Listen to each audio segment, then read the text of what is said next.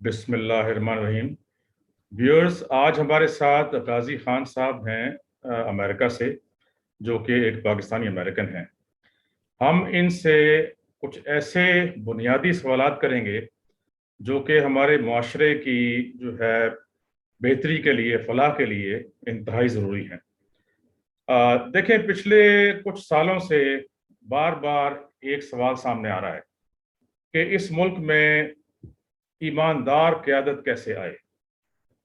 जब आप बात करते हैं किसी से कि हमें जो है ईमानदार क़यादत चाहिए, इससे पहले जो एक हुकूमत थी उसके लीडर्स के बारे में लोग ये कहना शुरू हो गए कि जी इनको जो है हटाना चाहिए क्योंकि महंगाई बहुत ज़्यादा हो रही है, नाअहली बहुत ज़्यादा है, कोई अपॉइंटमेंट्स जो हैं मेरिट पर नहीं हो रही, कोई ट्रांसफर्स पोस्टिंग्स जो हैं वो मेरिट पर नहीं हो रही, हर जगह पर जो है पैसा चल रहा है। मुख्तलिफ जो है माफियाज हैं जो कि ट्रांसफर्स, पोस्टिंग्स, अपॉइंटमेंट्स को डील करते हैं और पैसे लेकर ये सारे काम किए जाते हैं।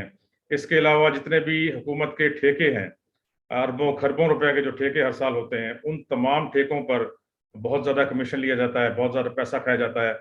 आज से चंद साल पहले या चंद डेकेड्स पहले जो है सिर्फ ब्यूरोक्रेट्स जो हैं बड़े, वो छोटे से बड़े सारे के सारे, जिसमें ओवरसीयर्स, एसडीओज, एक्सीएंस, सुपरिटेंडिंग इंजीनियर्स, चीफ इंजीनियर्स, इनके ऊपर इल्ज़ामात लगाए जाते थे कि ये कमीशन लेते हैं और ये जो है ना हलाल नहीं खाते, हराम की तरफ जाते हैं। लेकिन उसके बाद एक दौर आया जिसमें कि सियासतदानों ने इन सब से सबकत ले ली और तमाम सियासतदान जो हैं, बड़े सियासतदान जिनके पास कोई भी ओहदा होता था या वजारत होती थी, उनके नाम आने शुरू हो गए कि ये जो है करप्शन में सबसे ज़्यादा ये इन्वॉल्व हैं। और फिर उन्होंने अपना पैसा बाहर रखना शुरू कर दिया, उनके ऊपर तरह तरह के इल्ज़ामात लगने शुरू हो गए। तो ये सारी चीज़ें हैं। अगर आप एक पार्टी के बारे में बात करें कि ये सही नहीं है, इसको हटाना चाहिए, तो दूसरी पार्टी वाला सबसे पहले आपसे सवाल करता है, इवन एस्टेब्लिशमेंट वाले आपसे ये सवाल करते हैं, उस पार्टी के सपोर्टर्स आपसे फौरन ये सवाल करते हैं कि अच्छा, अगर हम इसको हटा देंगे तो आपके पास और कौन है जो इसको रिप्लेस करेगा, इसकी जगह कौन आएगा, जो दूसरा आएगा वो भी करप्ट होगा। तो क्या पाकिस्तान की किस्मत में सिर्फ करप्ट सियासतदान ही रह गए, करप्ट ब्यूरोक्रेट्स ही रह गए?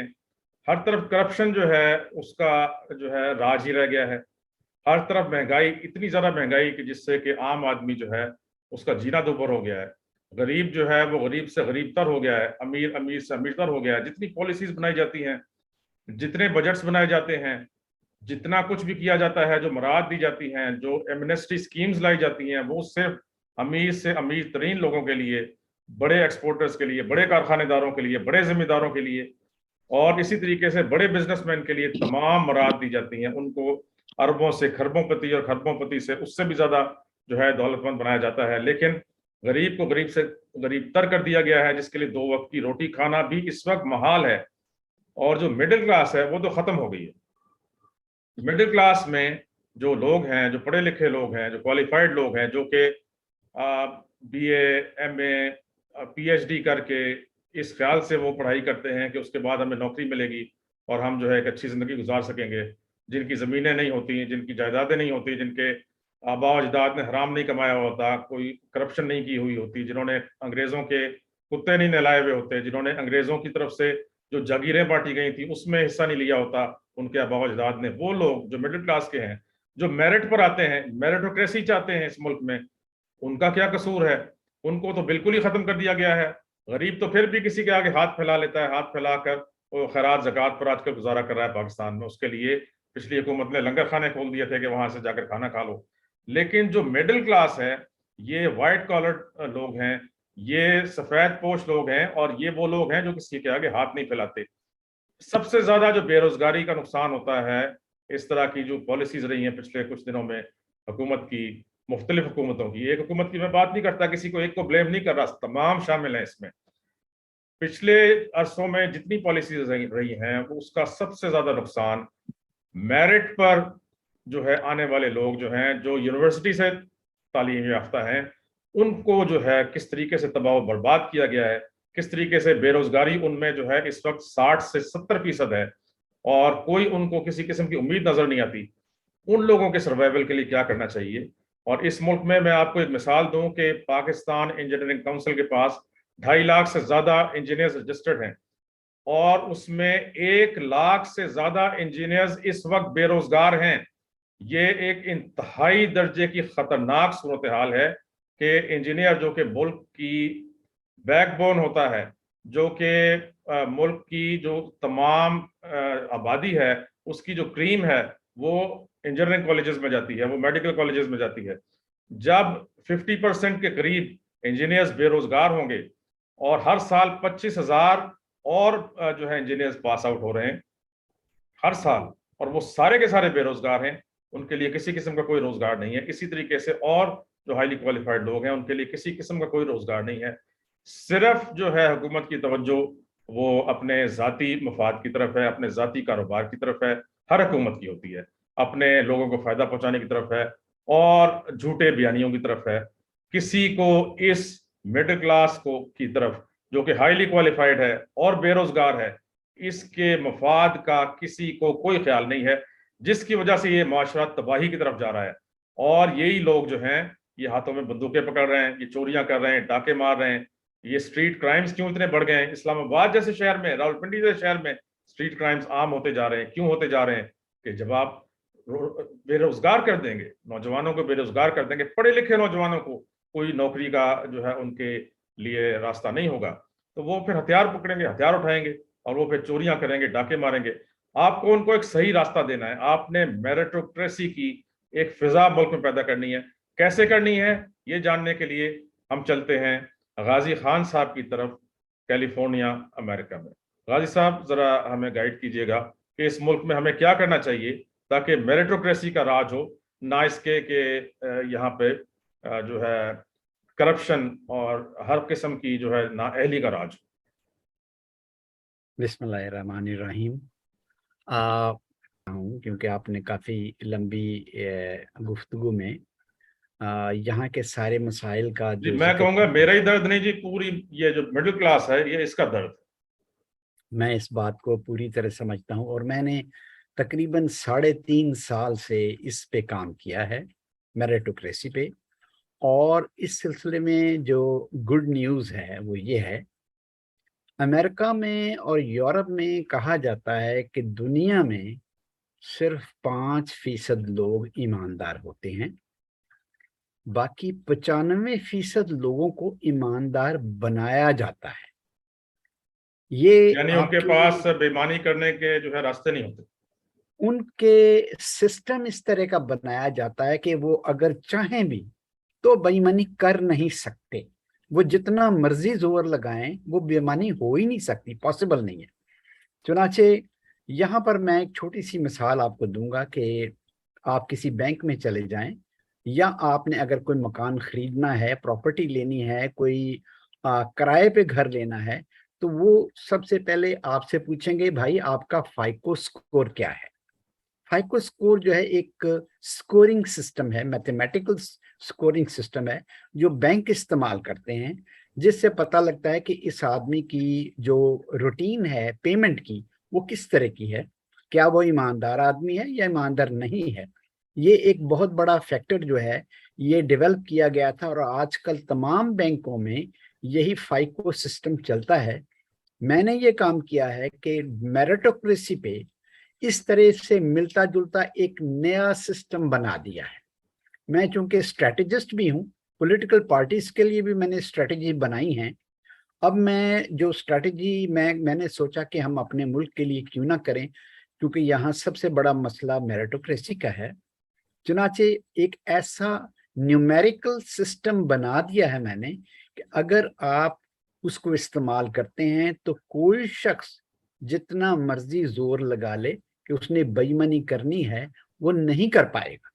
मैं आपको साबित करके भी देता हूँ, उसको शो कर देता हूँ कैसे होना है, किस तरीके से होना है और मेरिटोक्रेसी को आपने कैसे नाफिज करना है। मैं आपसे स्क्रीन शेयर कर रहा हूँ। जी बिस्मिल्लाह।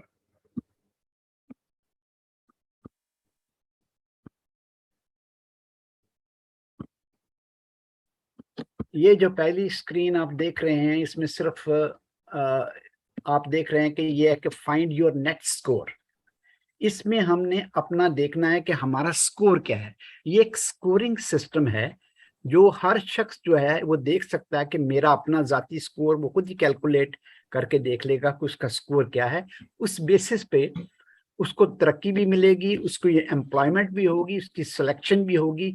जो भी इदारा या कारोबारी हल्का या हुकूमत या हुकूमतों के जो डिपार्टमेंट्स हैं जो इसको इम्प्लीमेंट करेंगे, वो एक स्कोरिंग सिस्टम, ऐसा फ्यूचर का एक सिक्योरिंग सिस्टम जो है ये डेवलप कर दिया गया है कि ये आपके लिए आसानियां पैदा कर देगा और आपका निज़ाम प्योर मेरिटोक्रेसी पे, मेरिट पे चलेगा, सिफारिश की बजाय।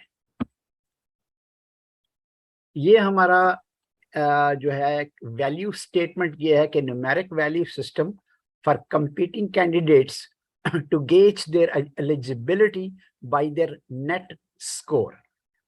यहाँ यह है कि unlike old fashion conventional system of selecting competing candidates, a next generation numeric value system is hereby introduced based on education, experience, management, performance, professionalism, personal attributes, transparency and accountability। ये 8 जो चीजें हैं क्राइटेरिया इसकी basis पे बनाया गया है, while eliminating outside influences and providing equal opportunity for all candidates to calculate their net score. This incentive-based automation will ensure meritocracy and ये सबसे important चीज है, make them honest by default. Welcome to the future. अब ये जो हमने कहा statement ये दी है कि make them honest by default, ये सबसे इंपॉर्टेंट चीज है। और ये आखिरी दो जो हमारे जो चीजें हमने बताई हैं, ट्रांसपेरेंसी और अकाउंटेबिलिटी, ये इसमें आता है। इससे पहले हम आपको दिखाते हैं कि इसकी हमने तकसीम किस तरीके से की है। Into the next slide. System है ये overseas Pakistani American by Ghazia Khan is my name. तो ये dedicated to the people of Pakistan. अब यहाँ एक सवाल पैदा होता है कि यहाँ अदालतें आ जाएंगी दरमियान में, तो हमें इस साइन इन पेज पे हमने इसको लीगल एक्नॉलेजमेंट का नाम दिया है स्कोर ऑप्टिमाइजेशन ऑप्शन। ये इसलिए है कि भाई कल को अगर आपने कोई भी कार्रवाई करनी है तो सबसे पहले अदालत आपसे पूछेगी कि भाई ये जो चीज आपने बनाई है, जो आप कार्रवाई कर रहे हैं, इसकी आपके पास क्या लीगल जस्टिफिकेशन है। तो ये एक लीगल पेज है जिसमें यही होता है कि आदमी जो इसमें साइन कर रहा है इस ऑप्टिमाइजेशन पे अपनी स्कोर को इसलिए बढ़ा रहा है ताकि उसकी काबिलियत बढ़े और वो कंपटीशन में आगे आ जाए और उसकी सिलेक्शन हो जाए, और उसके लिए अपनी काबिलियत बढ़ाने के लिए वो इस सिस्टम को ऑप्ट कर रहा है। तो ये ऑप्शनल है, ये जरूरी नहीं है, लेकिन जो भी इसको ऑप्ट करेगा उसका स्कोर बढ़ जाएगा। तो उस स्कोर को बढ़ाने के लिए जो सिस्टम है उसके लिए हमने डिक्लेयर किया कि अंडर द पेनल्टी ऑफ पर्जरी के वो जो है वो होशो हवास में है, एडल्ट है, उसने कोई किस्म का कोई नशा नहीं किया, इंटॉक्सिकेशन कोई नहीं है, कॉग्निटिव एबिलिटी उसकी पूरी है, वो साइन कर रहा है। लेकिन जिस सफ़े पर साइन कर रहा है, हमने कहा कि every page must be signed, और जिस पेज के उसके सिग्नेचर हैं सिर्फ वही उस पर एप्लीकेबल होगा। अगर वो किसी पेज पे साइन नहीं करता है तो वो उस सिलसिले में उस पर कोई कार्रवाई नहीं हो सकती। This contract is binding and final only on the segments that has been signed on and none other। यहाँ भी हमने डेट और signature under the penalty of पर्जरी, ये दोनों हमने सिग्नेचर ले लिए ताकि अदालती कार्रवाई कोई भी जो है इसमें ना की जा सके और सीधा सीधा ये बाइंडिंग कॉन्ट्रैक्ट बन जाए। अब यहाँ इसमें दो हमने पेजेस आगे इस तरह लगाए हैं जिसमें है कि पॉजिटिव स्कोर इंडिकेटर कौन से हैं वो हमने लिख दिए कि जिससे स्कोर बढ़ेगा वो इंडिकेटर क्या है, और इससे अगली वाली स्क्रीन पे नेगेटिव इंडिकेटर है। ये बताते हैं कि भाई कौन कौन से काम आप करेंगे तो आपका स्कोर कटेगा। तो ये बेसिकली सिस्टम जो आपने वो गेम देखी होगी स्नेक एंड लैडर, वो सांप सीढ़ी वाला, उसमें यही होता है कि अगर आप कोई गलत काम करते हैं तो आपको पनिशमेंट मिलती है और आपके नंबर कटते हैं, और अगर आप सही काम करते हैं तो आपके जो स्कोर हैं वो बढ़ते हैं। किस हिसाब से बढ़ते हैं उसकी डिटेल इसमें है, और इन दोनों पेजेस पे, जिसमें नेगेटिव और पॉजिटिव इंडिकेटर के पेजेस हैं, इस पर भी सिग्नेचर जरूरी हैं, ताकि वो कोई आदमी बाद को ये क्लेम ना कर सके कि मुझे इसका पता नहीं था, मुझे इसकी खबर नहीं थी। उनको पहले से इन्फॉर्म कर दिया गया है। अब ये इस पेज पे नेक्स्ट स्लाइड पे आप देखें कि मेन क्राइटेरिया ये है, एजुकेशन 10%, जो टोटल नंबर है 100 है, तो एजुकेशन 10% होगा। तजर्बा जो है, एक्सपीरियंस किसी का 10% है। लेकिन इसका मतलब यह है कि जरूरी नहीं है कि बंदा 20 साल जो है उसका तजर्बा हो और वो मैनेजमेंट में भी अच्छा हो, जरूरी नहीं।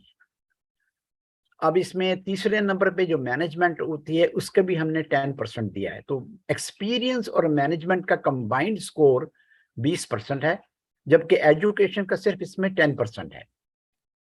आगे आ जाती है परफॉर्मेंस। अगर एक आदमी मैनेजमेंट कर रहा है लेकिन उसकी परफॉर्मेंस अच्छी नहीं है, मैनेजमेंट उसने 20 साल की है लेकिन उसका एक्सपीरियंस, उसकी परफॉर्मेंस अच्छी नहीं है, तो हम देखेंगे कि परफॉर्मेंस जो है वो बेटर होनी चाहिए। उसके हमने 20 नंबर इसमें परसेंट रखे हैं। अगर किसी की परफॉर्मेंस बड़ी शानदार है लेकिन उसकी परफॉर्मेंस से लोग हर्ट हो रहे हैं, तो वो प्रोफेशनलिज्म नहीं है। तो प्रोफेशनलिज्म में हमने 10% इसके रखे हैं। उसके बाद है पर्सनल एट्रीब्यूट्स। किसी को इनाम मिले हैं, कोई इसकी एजुकेशन बड़ी हाई है, वो कोई बंदे को जो है उसके पैटर्न्स हैं, या कोई एथलीट्स हैं, तो ये पर्सनल एट्रीब्यूट्स हैं। इसके भी हमने 10% स्कोर रखा है। उसके बाद ट्रांसपेरेंसी और अकाउंटेबिलिटी, इसके 15-15% स्कोर है। तो इनका टोटल स्कोर 30% बनता है। तो अगर हम टोटल को सम अप करें तो ये 100% में ये 8 सेगमेंट्स हैं या 8 एरियाज हैं, जिसको हमने वजन दे के डिटरमाइन करना है कि किसी भी आदमी की एलिजिबिलिटी जो है वो क्या है। तो इसका फॉर्मूला ये है कि अगर कोई पॉजिटिव 2 स्कोर लेता है तो 1% होगा। तो उस हिसाब से हमने देखना है कि जो 10 जिसका परसेंट है, इसका मतलब है कि उसको 20 का स्कोर हासिल उसको करना पड़ेगा। जिसका 20 है उसको 40 करना पड़ेगा, स्कोर लेना पड़ेगा। परसेंटेज और स्कोर में जो डिफरेंस है ये इतना है कि 2 स्कोर इक्वल्स 1%। ये इसका फॉर्मूला है। नेक्स्ट अगली स्लाइड पे चलते हैं।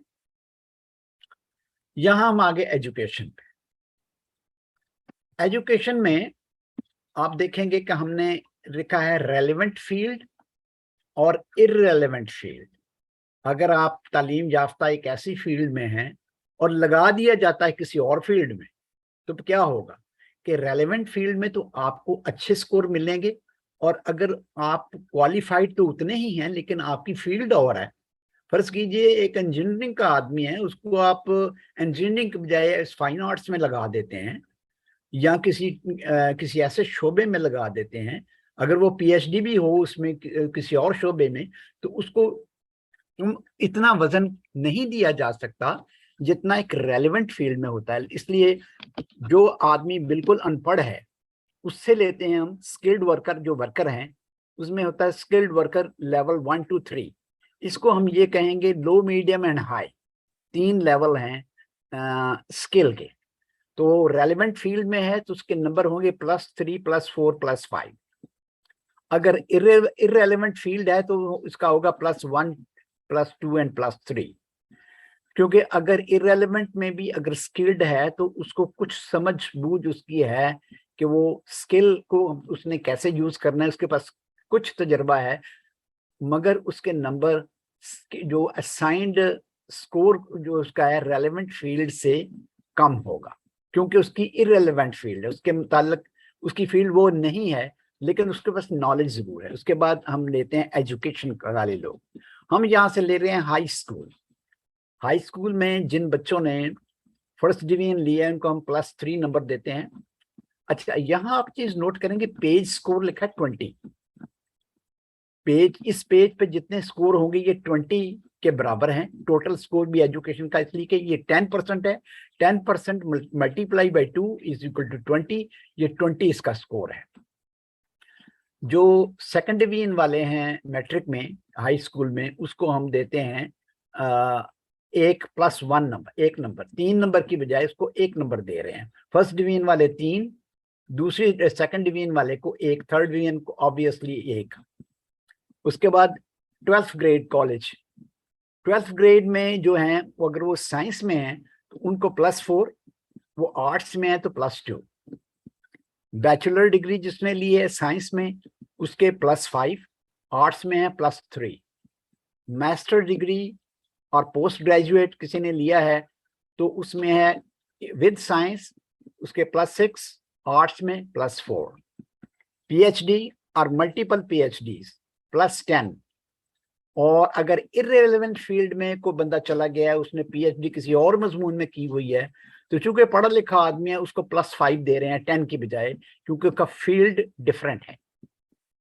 अगर कोई आदमी पेटेंट होल्डर है और इन्वेंटर है, उसको हम +5 देंगे रेलेवेंट फील्ड में। इर्रेलेवेंट फील्ड में कर रहा है उसको 1 नंबर मिलेगा। अगर उसकी स्टडीज जो है इंटरनेशनल जर्नल्स में पब्लिश हो चुकी हैं तो हम उसको रेलेवेंट फील्ड में है तो +3 मिलेगा, इर्रेलेवेंट फील्ड में 1 नंबर मिलेगा।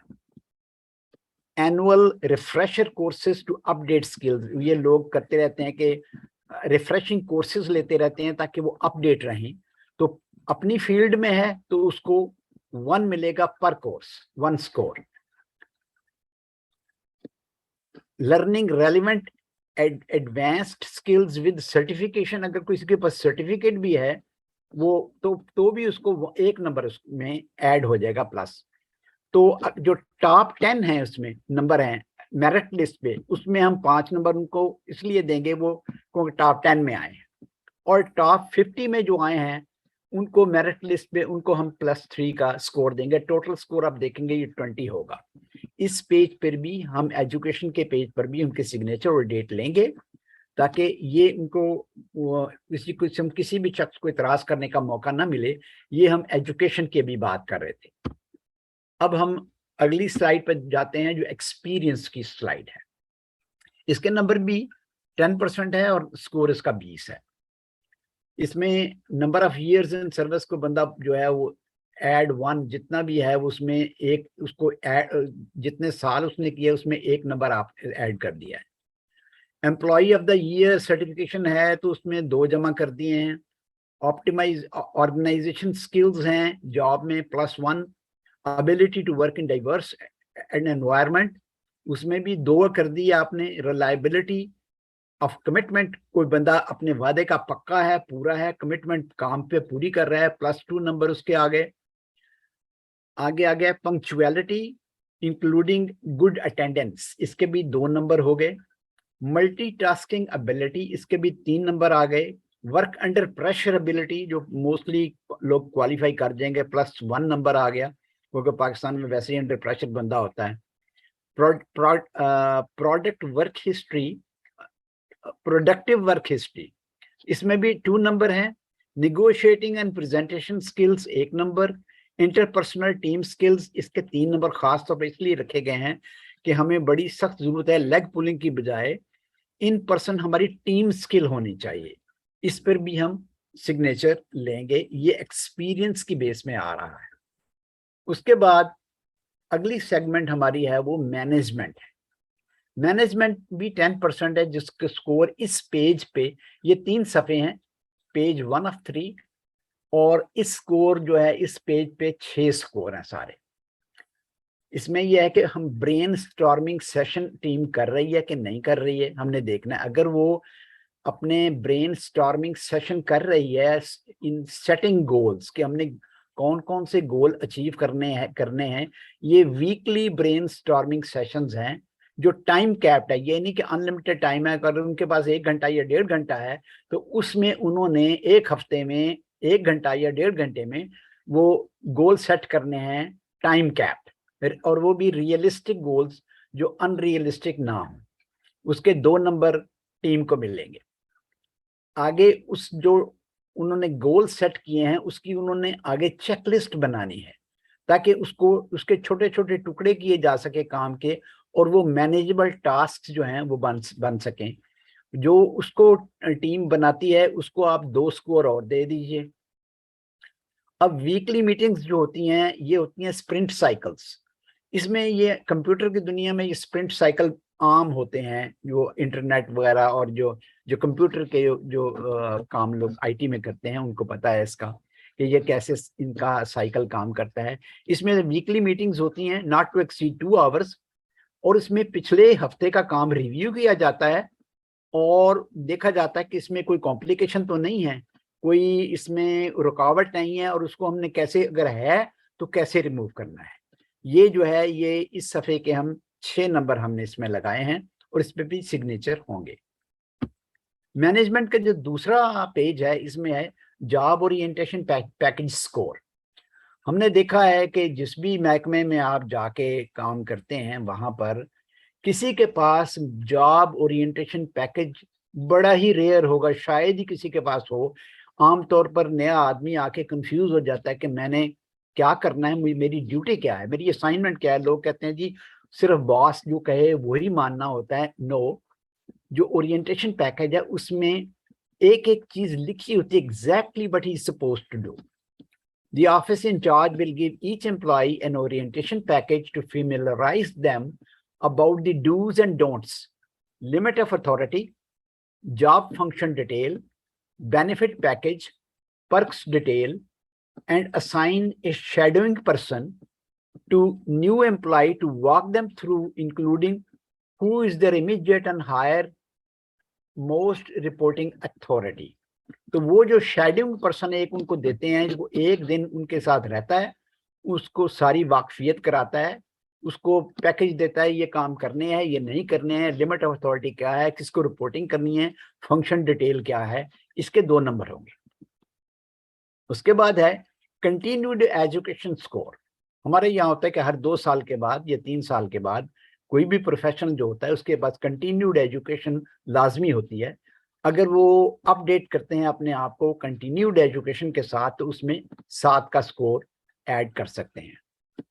उसके बाद है personal work using office staff. अगर कोई ऑफिस के आवर्स में जाती काम कर रहा है तो उसका -4 स्कोर होगा पर इंसिडेंट। अगर कोई भी इंसान ऑफिस के काम को मिस यूज कर रहा है और जाती काम कर रहा है तो 4 स्कोर पर इंसिडेंट काटे जाएंगे।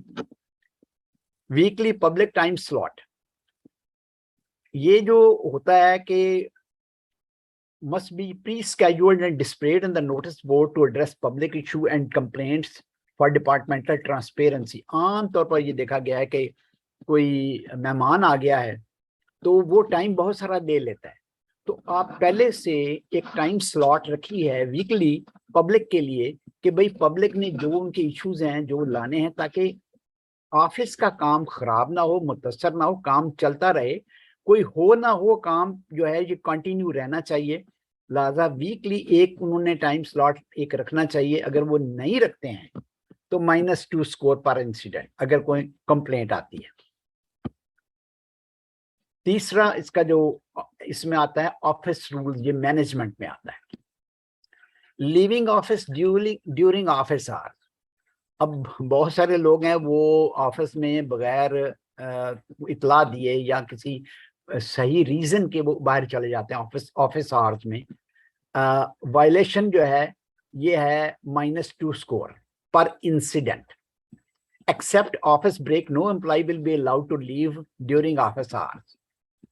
If any person must leave, she must delegate his or her assignment to their assistant to keep working uninterrupted। ये इसका रूल ये है कि लीव करना हो तो उसका तरीकाकार क्या है। अगर कोई वायलेट करता है -2 स्कोर पर incident. Office is a non smoking area. अब इसमें अगर कोई बंदा जो है वो एनुअली उसको मेंटेन करता है +2 स्कोर उसको दे दें। अगर वायलेशन करता है तो -2 स्कोर पर इंसिडेंट। तो ये इस तरीके से ये होगा कि कम से कम आपका जो ऑफिस एनवायरनमेंट है वो स्मोक फ्री एरिया बन जाएगा। और अगर कोई वायलेट करता है तो उसके स्कोर काटे जाएंगे, तरक्की का चांस उसका बहुत कम हो जाएगा, तकरीबन ना होने के बराबर हो जाएगा। ऑफिस सेफ्टी प्रोटोकॉल, ये बहुत इंपॉर्टेंट चीज है। एनुअल कंप्लायंस अगर कोई करता है 2 स्कोर उसमें ऐड कर देंगे।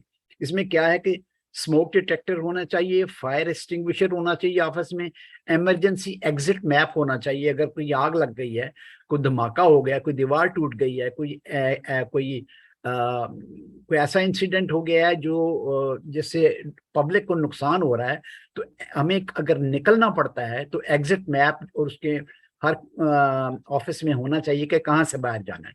और एक फर्स्ट एड किट जो है फर्स्ट एड की, ये मैंडेटरी हर जगह होनी चाहिए, हर ऑफिस के पास होनी चाहिए। अगर कहीं चोट लग गई है, कुछ प्रॉब्लम हो गई है, तो फौरी तौर पर ऑफिस में उसका सेफ्टी प्रोटोकॉल जो है उसका ख्याल रखा जाए। इसके बाद जो इम्पोर्टेंट चीज आती है वो है गिफ्ट रिसीविंग पॉलिसी।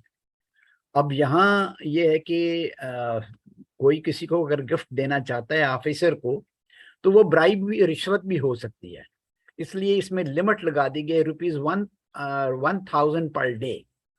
एक दिन में 1,000 रुपए से ज्यादा कोई किसी को गिफ्ट नहीं दे सकता। मुझे इसका एक्सपीरियंस पर्सनल भी हुआ था कि मैं एक किसी ऑफिसर से मिलने गया, तो मेरे पास कुछ वाइटामिन थे, तो मैं वाइटामिन की शीशी ले गया, तो उन्होंने कैजुअली पूछा कि ये कितने की है, तो मैंने कीमत बता दी कि ये तकरीबन इतने की मिलती है जनरली।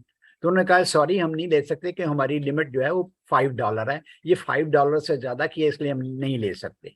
तो इसलिए हमें रखना पड़ेगा, क्योंकि ये जो गिफ्ट की कैटेगरी है ये बड़ी ही अनसर्टन एरिया है।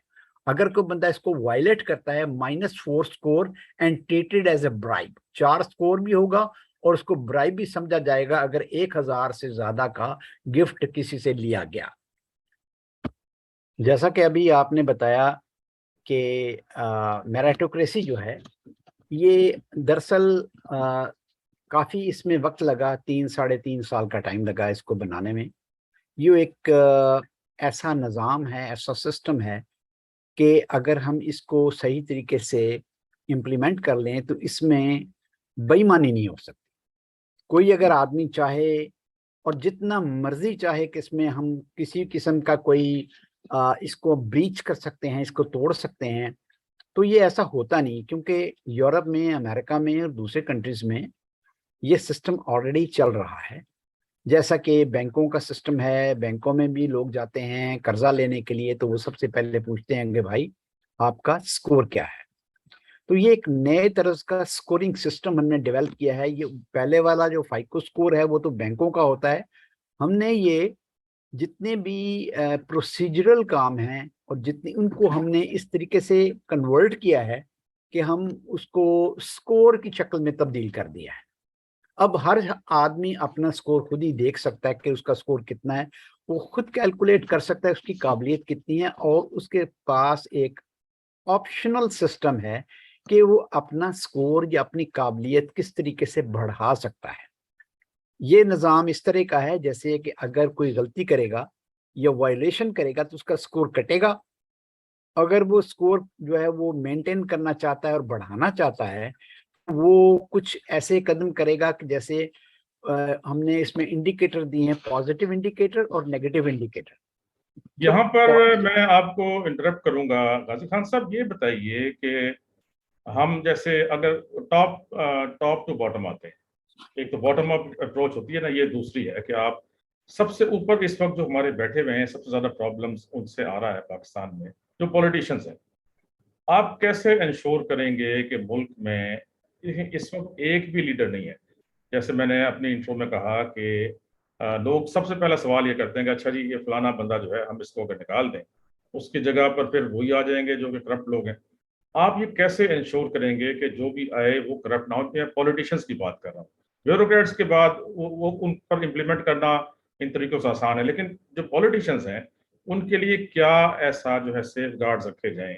आपके रूल्स रेगुलेशंस में किस किस्म की अमेंडमेंट्स आपको चाहिए अपने कवानीन में, या जो ये आपके इलेक्टोरल रिफॉर्म्स जो बात करते हैं ये लोग, उसमें क्या चीज़ रखने की ज़रूरत है कि आपके पास सिर्फ जो है मेरिट पर ही पॉलिटिशियंस इलेक्ट हो, और ब्यूरोक्रेट्स तो खैर बाद में, वो उसके लिए हम बात करेंगे। देखिए, जो भी शोबा जिंदगी का हो, खा वो पॉलिटिशियन हो या बिजनेसमैन हो या इंस्टीट्यूशन हो, किसी भी जगह ये सिस्टम अप्लाई किया जा सकता है, जिसमें आपका जो सवाल है वो ये है कि अगर पॉलिटिशियन करप्ट हैं तो उसको हम इस सिस्टम के जरिए कैसे हम उसको तब्दील कर सकते हैं, सिस्टम को ठीक कर सकते हैं। मतलब बड़ा सादा पाने से किस तरह रोक सकते हैं पावर में, क्योंकि अगर करप्ट पॉलिटिशियन पावर में, जो कि 99% ऑफ द केसेस में थर्ड वर्ल्ड कंट्रीज में यही होता है कि जो पॉलिटिशियंस हैं वो करप्ट होते हैं, जिसकी वजह से ये मुल्क तरक्की नहीं करते। आप नाइजीरिया का हाल देख लें, आप और मुल्कों का हाल देख लें, जहां भी करप्ट पॉलिटिशियंस हैं उनके पास कितने ही नेचुरल रिसोर्सेज हैं उन मुल्कों के पास, लेकिन वो सारा उनके जाती अकाउंट्स में चला जाता है और मुल्क के अवाम जो है वो गरीब से गरीब तर रहते हैं। इसको कैसे इंश्योर किया जाए कि जो पॉलिटिशियन इलेक्ट हो वो मेरिट पर आए और वो करप्ट ना हो? देखिए, कोई इंसान भी यहाँ सिस्टम में अगर चला जाए तो वो करप्ट हो सकता, वो जितना मर्जी जोर लगा ले करप्ट हो ही नहीं सकता। मैंने पहले भी शायद कुछ लोगों से ये बात कही थी कि यूरोप में, अमेरिका में और दूसरे मगरबी मुल्कों में कहा जाता है कि 5% लोग ऑनेस्ट होते हैं, 95% लोग जो हैं उनको ऑनेस्ट सिस्टम के जरिए बनाया जाता है और सिस्टम को ऐसा डिजाइन किया जाता है कि वहां आप बेईमानी कर ही नहीं सकते और अगर चाहें भी तो नहीं कर सकते। लेकिन क्वेश्चन ये है कि बिल्ली के गले में घंटी कौन बांधेगा, who will bell the cat. तो उसमें ये है कि ये चीज जो है ये अगर आप स्प्रेड आउट करते हैं अवाम में। वेल, इसको मुहावरे को मैं थोड़ा सा डिफरेंट करता हूँ। बिल्ली के गले में घंटी कौन बांधेगा, तो चले हम ये कहते हैं कि वो हम एस्टेब्लिशमेंट से बंधवा लेंगे। एक मिसाल दे रहा हूँ, एक जो है वो है मफरूजा है, लेकिन वो जो घंटी है वो कैसी घंटी होगी जिसके बांधने से वो खत्म हो जाएगा, यानी उसका तरीकेकार क्या होगा? हम घंटी बांधने वाला ले आएंगे, लेकिन ये तरीकेकार क्या होगा कि क्योंकि वो लोग जो ऊपर से आएंगे, एस्टेब्लिशमेंट से जो लोग आएंगे, उनको भी इस चीज का इल्म नहीं है कि हम करप्ट लोगों को कैसे बाहर करें, ईमानदारों को कैसे लाएं, क्योंकि वो अपनी तरफ से ईमानदार लोग लेकर आते हैं लेकिन वो जो है ना इंतहाई ना अहल निकलते हैं, या वो जो है और करप्शन करते जाते हैं, और फिर वो एस्टेब्लिशमेंट कहती है कि हम तो बिल्कुल जो है गैर जानबदार हैं, हमें आप अपना काम करने दें, अब आप चलाएं, आप आपकी हुकूमत है, आपकी डेमोक्रेसी है, हम उसमें दखल नहीं देते। लेकिन जब वो छोड़ते हैं सियासतदानों को अपने काम करने पे, या तो वो बुरी तरह की करप्शन करते हैं, पैसा बाहर ले जाते हैं मुल्क से, या वो इतने नाअहल होते हैं, करप्ट भी होते हैं और नाअहल भी होते हैं कि मुल्क की तरक्की की तरफ जरा सा भी एक कदम नहीं ले सकते, बल्कि जो मिडिल क्लासेस हैं, जो लोअर क्लासेस हैं, उनका बेड़ा ही गर्क कर देते हैं और सारा अपने दोस्तों यारों को फायदा पहुंचाते हैं। इस सिस्टम को कैसे बदला जाए? बहुत आसान सा तो काम है ये, कोई इतना मुश्किल काम नहीं है, सिर्फ थोड़ा सा सोचने की जरूरत है। मैं बता देता हूँ आपको। ये ऐसे, इसको कहते हैं बॉन्ड ऑफ इंडेमनिटी, आपने शायद नाम सुना हो। होता ये है कि जो भी आप मुलाजिम रखते हैं, जो भी हायर करते हैं, जिसको किसी भी जिम्मेदारी के ओहदे पर जिसको भी आप रखते हो, फर्ज कीजिए आपने कॉन्ट्रैक्ट देना है, अपनी कोठी बनवानी है, उसका कॉन्ट्रैक्ट हम ठेकेदार को दिया आपने। मैं एक छोटी सी मिसाल, घरेलू मिसाल से आपको बात समझा रहा हूं। तो आपने ये देखना है कि ये आदमी बॉन्डेड है कि नहीं है, इसका बॉन्ड भरा हुआ है कि नहीं है। अगर ये बंदा बॉन्डेड नहीं है तो फिर ये आपकी जो जितना काम है वो बड़े रिस्क में है। लेकिन अगर ये बंदा बॉन्डेड है तो उसको पाबंदी इसको ये है कि अगर मैंने काम खराब किया, अगर मैंने ठेका में काम खराब किया, तो कल को ये लोग मुझे पकड़ लेंगे। और सिर्फ बॉन्डेड होना काफी नहीं है, बॉन्डेड एंड इंश्योर्ड, ये दो बातें हैं। अब यहाँ अमेरिका में, यूरोप में जितने डॉक्टर्स हैं ये सारे के सारे बॉन्डेड भी होते हैं, इंश्योर्ड भी होते हैं। उनको ये पता होता है कि हमने एक भी गलती की तो हमारी इंश्योरेंस बढ़ जाएगी, एक वायलेशन पे इतनी बढ़ जाएगी कि हमारा जो जितना असासा हमने जमा किया सारा का सारा खर्च हो जाएगा। दूसरी बात बॉन्डिंग के बारे में। बॉन्डिंग हमारे यहाँ एक अभी तो मजाक बन गई है, लेकिन बॉन्डिंग का तरीकाकार असल में ये है कि बॉन्ड टेंजिबल प्रॉपर्टी पे लिया जाए। शख्सी जमात की जमानत जो होती है इसकी कोई हैसियत नहीं। जुबानी बात करने की और शख्सी जमानत किसी के ओहदे की वजह से, फर्ज कीजिए एक गरीब आदमी है, एक बड़ा मोअज़्ज़ज़ सेनेटर आ गया है, या असेंबली, कौमी असेंबली का, सूबाई असेंबली का मेंबर आ गया, उसने जमानत दी और शख्सी जमानत पर उसको छोड़ दिया। बाज दफा अगर कोई बहुत ही अमीर आदमी आ गया तो उसकी जाती उसकी हैसियत देखकर उनको उनको छोड़ दिया गया।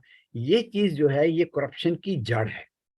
इसको खत्म करने के लिए बॉन्डिंग जरूरी है, और बॉन्डिंग का तरीकाकार ये है कि जिस आदमी को जिस पोजीशन पे आप बैठा रहे हैं, जितनी पॉसिबल वो करप्शन कर सकता है उसकी अमाउंट के बराबर उसको बॉन्ड भरना चाहिए, और वो बॉन्ड जो है वो उसकी तमाम जो मुलाजमत की मुद्दत है उस तक उसको एक्सटेंड करना चाहिए।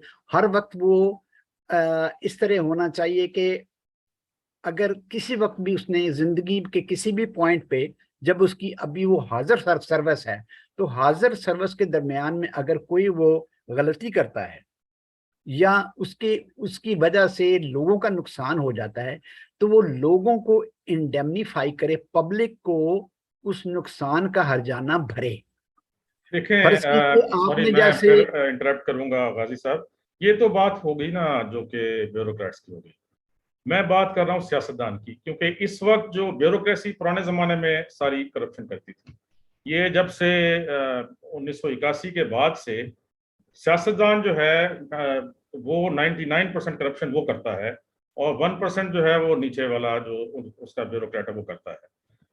सारे ब्यूरोक्रेट जो है वो इनके अपने लगाए हुए होते हैं, जहां मर्जी इनकी ट्रांसफर्स करते हैं, इनकी पोस्टिंग्स करते हैं, बल्कि उनकी ट्रांसफर्स पोस्टिंग्स पे पैसे भी लेते हैं।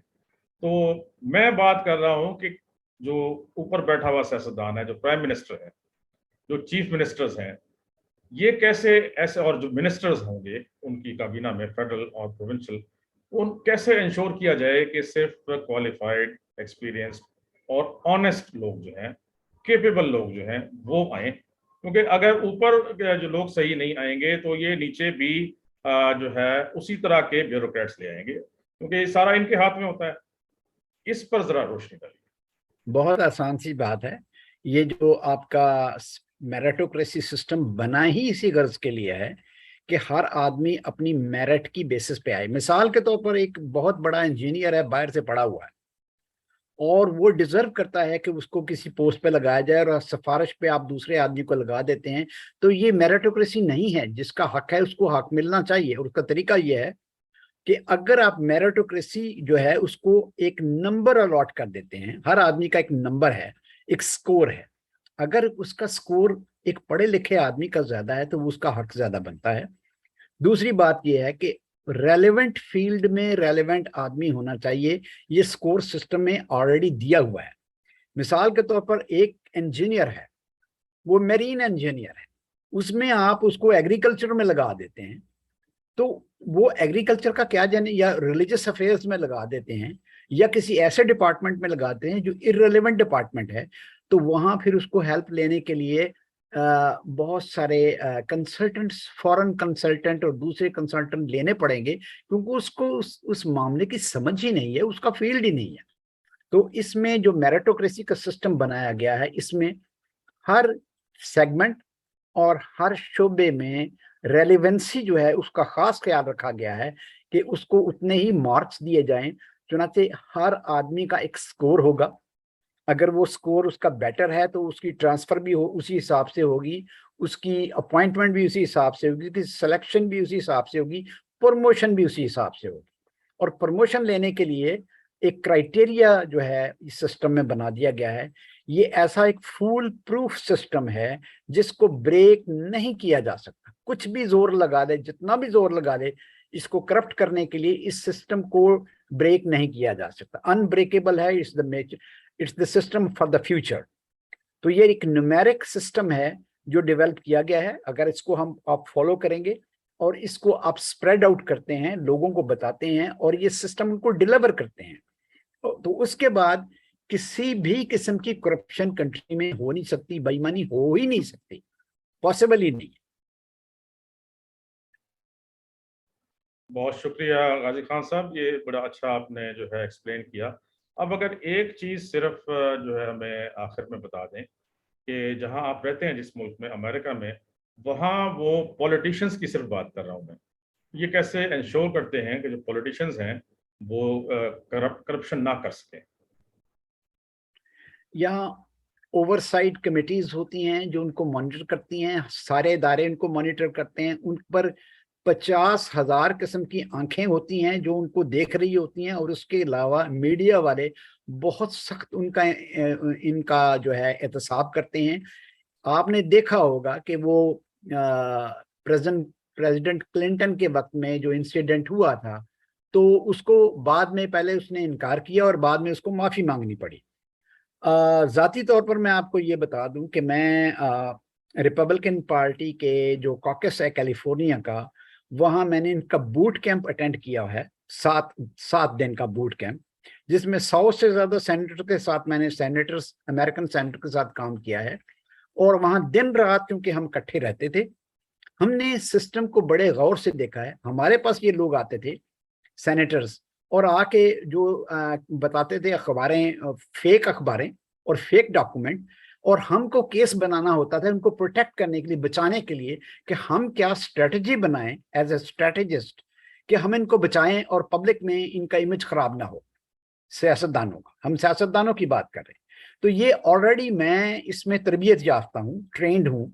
इसीलिए मैंने ये स्ट्रैटेजी बनाई है मेरिटोक्रेसी की, ताकि कोई भी आदमी, ख्वाह वो सियासतदान हो, किसी भी सरकारी ओहदे पर हो या गैर सरकारी ओहदे पर हो, किसी मैन ऑफ अथॉरिटी हो किसी भी फील्ड में, वो कोई बदयांती कर ना सके, और हर काम मेरिट पे हो। ये मेरिटोक्रेसी का सिस्टम और ये निज़ाम इसी बिना की, इसी बेसिस पे बनाया गया है।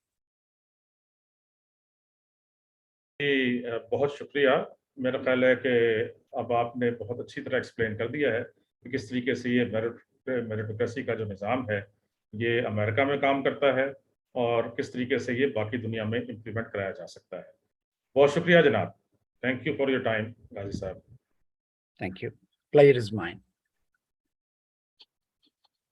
इस स्क्रीन पे आप देख रहे हैं कि ये मैनेजमेंट का है, पेज 3 of 3, और इसमें यह है कि इसके जो टोटल स्कोर है ये 20 है, 20 इसके स्कोर हैं। इसका मतलब ये है कि इसके टोटल जो परसेंटेज है 10 है। Office rules, leaving during office hours, अगर कोई वायलेशन करता है तो उसके 2 स्कोर काटे जाएंगे। Except break time, no employee will be allowed to leave during office hours. दफ्तर के औकात में स्वाय छुट्टी के वक्त या जब उसकी ब्रेक होती है, उसके अलावा आप कोई भी एम्प्लॉय बाहर नहीं जा सकता, अदरवाइज 2 पॉइंट्स उसके जो है काटे जाएंगे। और अगर किसी बंदे को जरूरी जाना ही है तो वो अपने इख्तियारात को अपने सबॉर्डिनेट को डेलीगेट करके जाएगा, ताकि ऑफिस का जो काम है ये मुतासर ना हो। दूसरा है कि ऑफिस का जितना एरिया है that is non smoking area. इसमें यह है कि अगर कोई वायलेट करता है, सिगरेट पी रहा है, तो ये सेकंड हैंड जो इसकी स्मोकिंग होती है ये भी बड़ी नुकसानदेह है। इसलिए इसके भी जो, अगर वो उसको वायलेट करता है तो उसके 2 स्कोर पर इंसिडेंट काटे जाएंगे।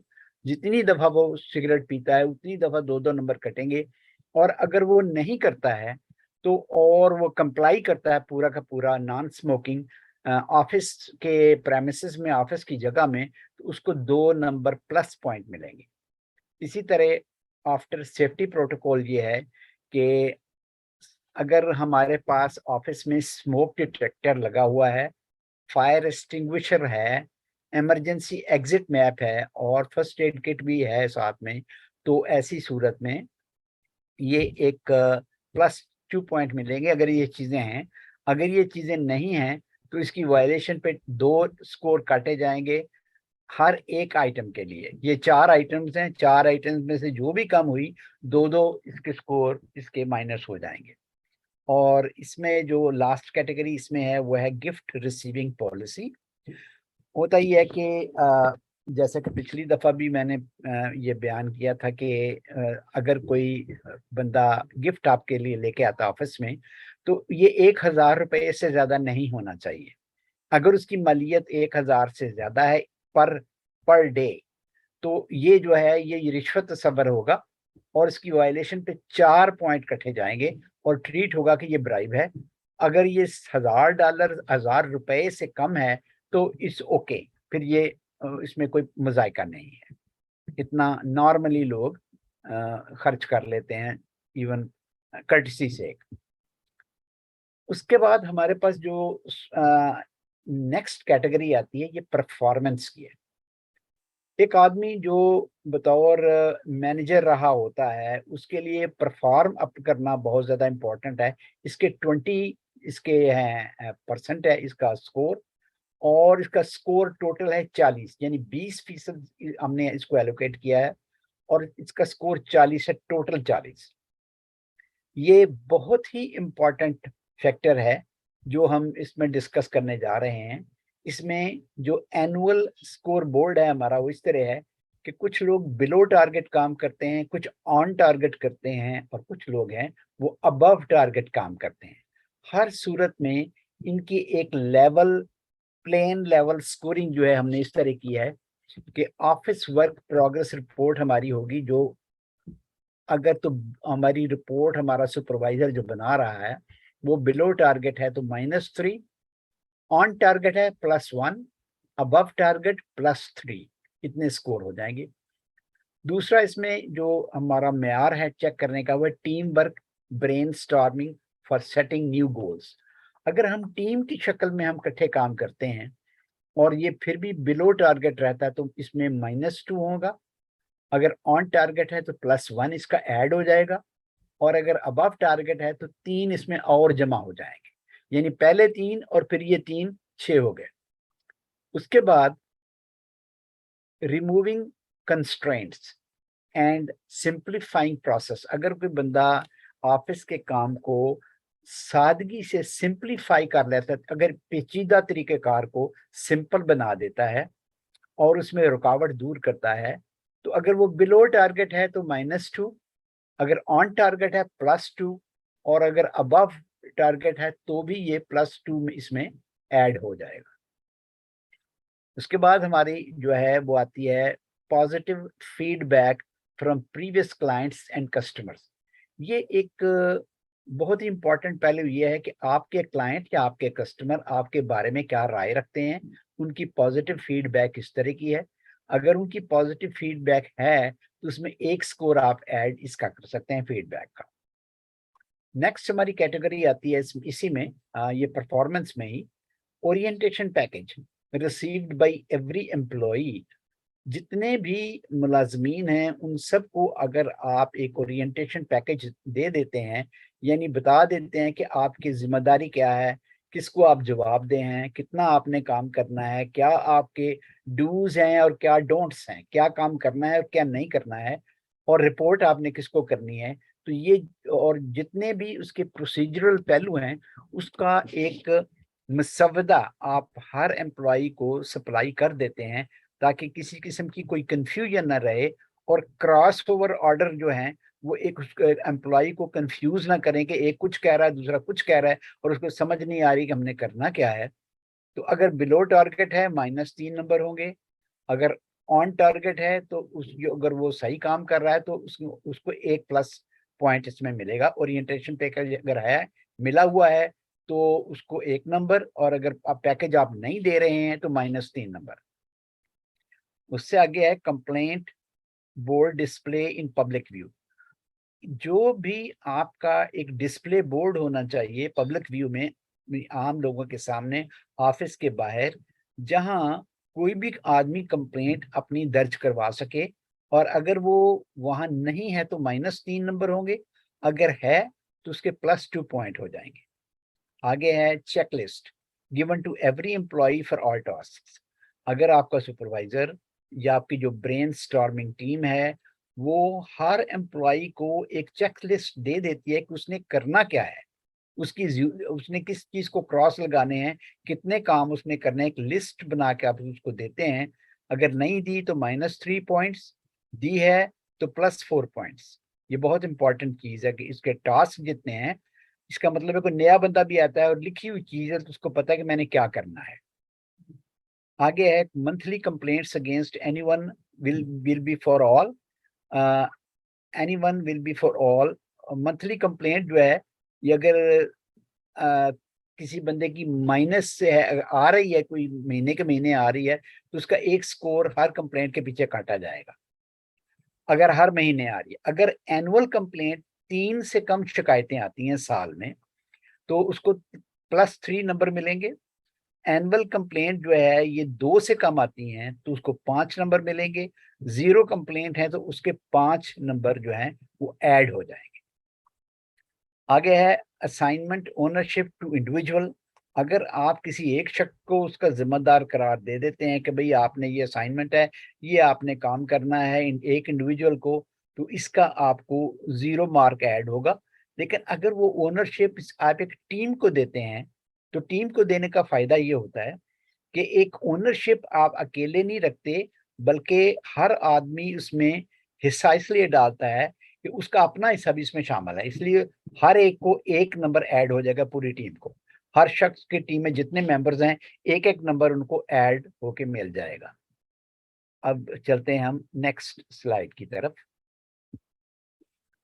ये है परफॉर्मेंस में ही है, लेकिन परफॉर्मेंस में हम अपनी स्पीड कैसे तेज कर सकते हैं, स्पीडी वर्क डिस्पोजल, कि हम जल्दी जल्दी काम को डिस्पोज ऑफ कितनी स्पीड से करते हैं। जैसे आपने देखा होगा कि अभी हाई कोर्ट सुप्रीम कोर्ट में हम कहते हैं कि बहुत सारा लाखों की तादाद में केस पड़े हैं जो 10 साल पुराने हैं, तो वो डिस्पोज ऑफ नहीं हो रहे, पड़े नहीं है। तो ये है कि हमने उसको कैसे प्रायोरिटाइज पहले कैसे करना है और कैसे इसको निपटना कैसे है, उसको तेज करने का तरीका कार जो है वो हमने इसमें लिखा हुआ है कि उसका तरीका कार क्या होगा। प्रायोरिटाइज हमने करना है सबसे पहले काइंड से, किस किस्म का वो केस है, काम किस तरह का है। फिर टाइम लाइन से कि उसको देर कितनी हो गई है। फिर अर्जेंसी से कि इसकी फौरी तौर पर अब उसमें अर्जेंसी क्या आ गई है। उसके बाद इंक्वायरीज कितनी हैं और उसके रिव्यू कितने हैं। ये जो है ये सारी की सारी चीजें हमने सॉर्ट आउट, ये 5 कैटेगरी हैं।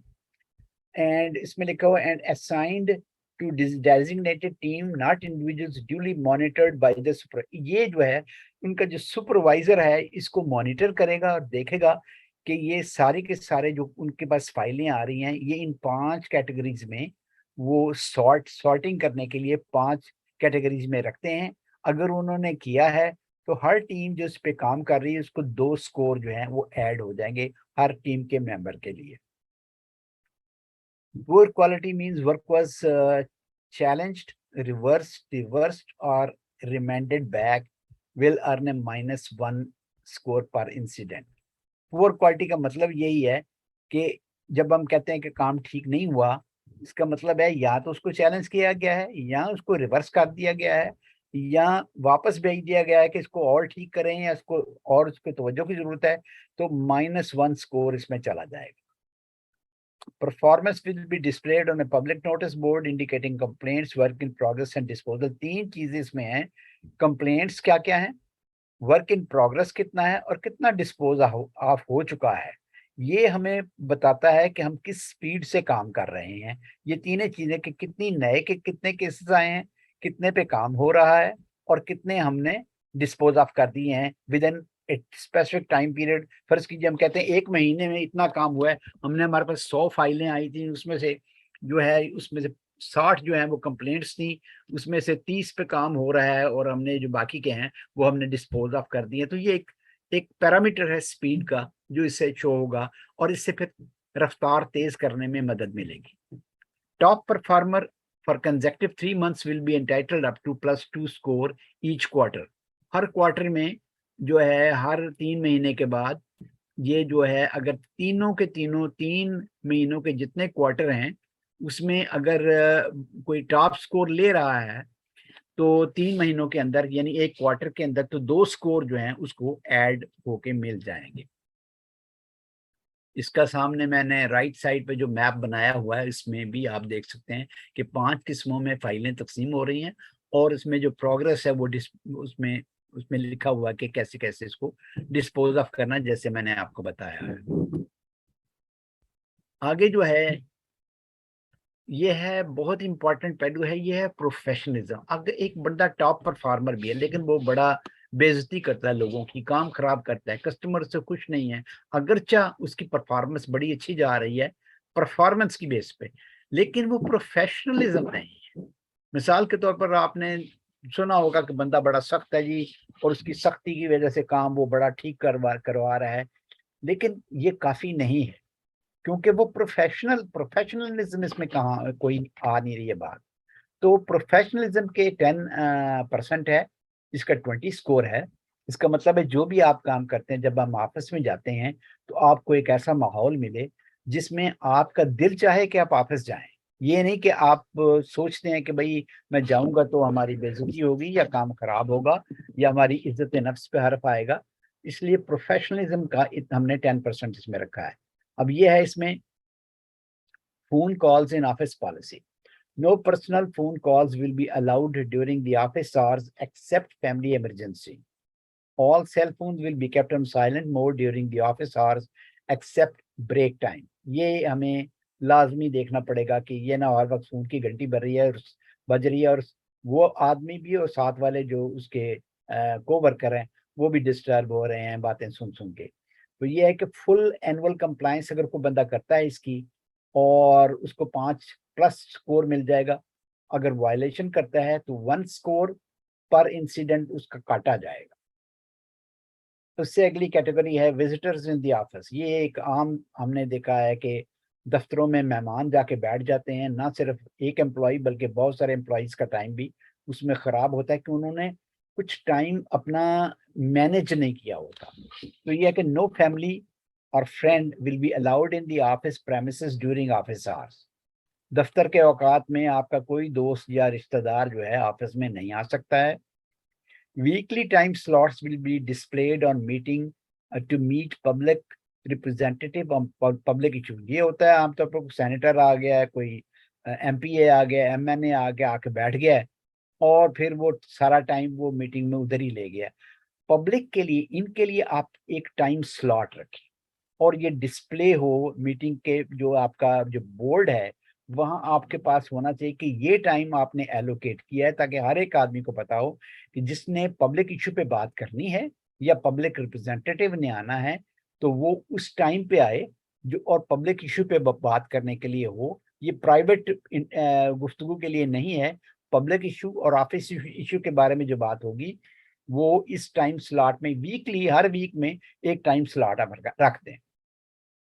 No meeting will be allowed with any public elected designatory unless scheduled in advance। ये नहीं है कुछ suddenly out of the blue को बंदा आके आके तो आपके पास अचानक आके बैठ गया। It should be designated scheduled in advance. तो पहले से अगर आपके पास स्केड्यूल इसका मौजूद है कि फलां दिन फलां वक्त किसी बंदे ने आना है और उसने आके इलेक्टेड रिप्रेजेंटेटिव है, उसने पब्लिक मैटर पे कोई बात करनी है तो वो पहले से स्केड्यूल्ड हो। सडनली अचानक जो है काम के दौरान में it is not allowed. In case any emergency meeting, there should be sound reasons in writing in comparison with the collective time used by the entire staff to justify that emergency। अगर कोई बंदा कहता है जी बहुत emergency की बात है, हमें जरूरी मीटिंग करनी है, तो उसके आपको ना सिर्फ रीजन लिखने पड़ेंगे बल्कि ये भी बताना पड़ेगा कि टोटल उस पूरे स्टाफ का कितना टाइम जो है वो जाया हुआ उस मीटिंग में और ये इमरजेंसी मीटिंग उसको जस्टिफाई कर रही है। आगे जो इसकी कैटेगरी आती है प्रोफेशनलिज्म में है media statement policy. No information will leaked out if it is classified और sensitive enough to be used by anti state enemies. बहुत सारी बातें ऐसी होती हैं जो उड़ती उड़ती खबरें लोग ऐसे दे देते हैं, मीडिया इररिस्पांसिबल मीडिया स्टेटमेंट दे देते हैं जिससे दुश्मन मुल्क दुश्मन अनासर जो हैं ये नाजायज फायदा उठा के उसको मशहूर कर देते हैं। लिहाजा मना किया गया है कि कोई आदमी भी जो ऑफिस का आदमी है वो ऐसे ही अपने तौर पर ही कोई इंफॉर्मेशन जो है ये लीक आउट ना करे, क्योंकि वो ऑफिस में जब तक उसका कंसेंसस ना हो क्या हमने हमारी ऑफिस की पॉलिसी है उसके मुताबिक उनको चलना है। No one is allowed to comment that does not relate to their own area of expertise or speculative in any way. कोई भी आदमी अपने तौर पर अपनी जाती राय की बेसिस पे जिसका वो एक्सपर्ट ही नहीं है, मिसाल के तौर पर एक आदमी जो है वो उसका एरिया ऑफ एक्सपर्टीज जो है वो इंजीनियरिंग है, तो वो इंजीनियरिंग के बारे में तो बात कर सकता है, लेकिन ऐसे मौजू पे बात नहीं कर सकता जिसका वो एक्सपर्ट है ही नहीं है। वो पॉलिटिक्स में आके तो ऐसी बात कर दे जो नामनासिब हो, जो इसका एरिया ही नहीं है, या ऐसी एक स्पेकुलेटिव यानी कि अंदाजन एक ऐसी बात कर देता है जो उसका ख्याल है या ऐसा हो सकता है, ये खबर नहीं होती। इसलिए मीडिया स्टेटमेंट इस तरीके से नहीं होना चाहिए। Any statement must be based on solid numbers that could be verified. जो भी स्टेटमेंट दी जाए वो नंबर्स की बेस पे होनी चाहिए, और उसकी तस्दीक होनी जो है, जो जिसकी तस्दीक हो सकती हो। इस पेज पे भी सिग्नेचर होंगे और डेट होगी। उससे अगला जो है ये एक और पहलू है जिसको हम पर्सनल एट्रीब्यूट्स कहते हैं। 10%, इसके भी 20 स्कोर हैं। इसमें यह है कि certified athlete in sports at tehsil, district, division, province और नेशनल लेवल। अब ये 5 शोबे हैं, तहसील, डिस्ट्रिक्ट, डिवीजन, प्रोविंस और नेशनल। जो एथलीट हैं उनको आप रिस्पेक्ट देते हैं, उनको प्लस स्कोर देते हैं। तो जो तहसील का है उसका 1, डिस्ट्रिक्ट में 2, डिवीजन में 3, प्रोविंस में 4 और नेशनल लेवल का जो है उसको 5 प्लस पॉइंट हम दे देंगे। इस बात के कि वो इनके पास एक एक्स्ट्रा क्वालिफिकेशन है।